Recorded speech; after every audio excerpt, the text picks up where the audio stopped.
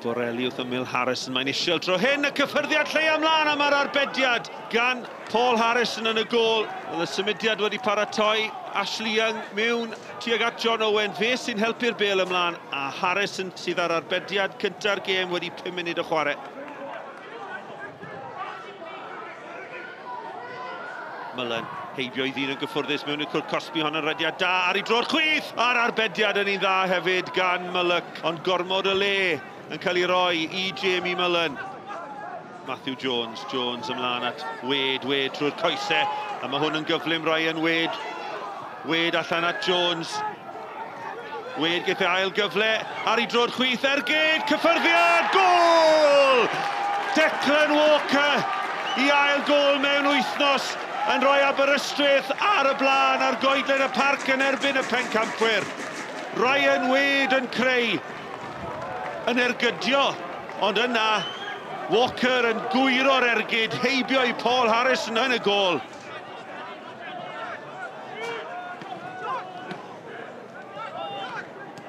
Sargent, lan at Draper, ysnog am sefyll, Nawys! Dyna chi gyfle i Greg Draper i ddod ar sgôr yn gyfartal. Draper yn reoli yn wych, yn edrych i fyny, ond yna'n gosod i ergyd heibio'r postyn. Seintiau yn ceisio creu, yn symud y bêl o un ochr y cae i'r llall, ond dim wedi mynd yn iawn i'r pencampwyr hyn o Wade yn cael ei gael awr, ond y gyffyrddiad mlaen, a dyma Draper yn yr eildro, ac mae mewn tro hyn! Y camgymeriad gan Ryan Wade. Oedd e ddim wedi gweld safle Greg Draper.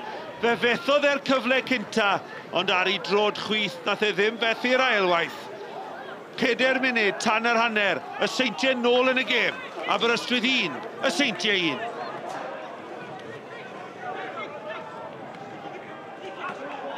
Leak, mlaen, a mae Mullen tu ôl i Walker, Mullen yn y cwrt Cosby, a draws wy'n efo gol ar cyffyrddiad, holl bwysig gan Greg Draper, yn rhoi'r Seintiau Newydd ar y blaen, ond y bêl holl bwysig yn dod o hyd i Mullen. Mullen yn gwibio mewn i'r cwrt Cosby, a'r croesiad isiel yn dod o hyd i Draper i ail o'r gêm, yr ail i'r Seintiau. Aberystwyth 1, y Seintiau Newydd 2. Wade o dan bwysau, a mae Mullen yn ei dwyni. At Brobl, y Seintiau ar dan nawr. Dyma Draper, oedd yna'n drosedd, dyma Sargent. Sargent, mi oedd hi'n drosedd ar Draper, dim mantais. Gwaith da gan Mr Williams. Sargent mewn i ddannedd y gwynt. O gwmpas y wal, arbediad da gan Mullock. Jones, Uchafbwyntiau ddim mewn at y postyn y gorsa, yn cael ei chlydio'n dros dro'n unig. Wade rhwng yr amddiffynwyr. Spittle! Wade unwaith eto. Na lawio fanna. Pawb yn sgrechen am gic o'r smotyn. Dwi'm yn credu bod i. Wade yn pledio i'r cynorthwydd y dyfarnwr. Na, bydde Mr Williams.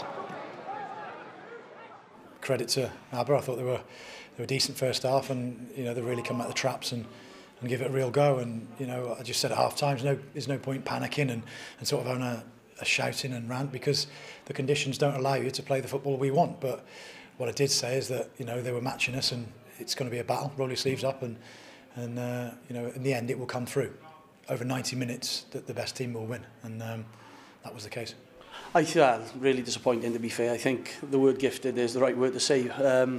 We scored at the right time, we sat back off and we had a game plan to hit them on the counter, and obviously we worked on that Tuesday night, and obviously the goal from it, which was really rewarding. But in terms of the manner and the timing we conceded, it was really disappointing from us. And when you look back on nights like this, windy, horrible, rain, these are the sorts of places you win championships. Exactly what I said before the game. I said you don't win the game, you don't win the championships by beating some of the top sides, because that sort of takes care of itself. Come to places like this, who are fighting for their lives. Got 3 points last week. These are where the points are properly earned, because they're in a dogfight. You've got Nev, ex-Bangor manager, who would want to beat TNS, put one on us. So I did also say that before the game, but you're right, these are places where you pick your 3 points up, and it's where championships are won. Despite the defeat tonight, you can take an awful lot of positives from the game going into such a big game against Prestatyn next week. Yeah, definitely, you know. Since obviously Nev's come in, you know, it's taken us a lot of time to adjust in terms of our team. And, you know, I think the last 4 league performances, you know, and starting off at Bangor where we were unfortunate, you know, the lads have done really well, and that's in the last 4 games. And I think it's now we're all starting to understand our roles and responsibilities. And obviously you can see, you know, it's evident there that obviously the togetherness is massive for us. And to be fair, the lads are doing okay.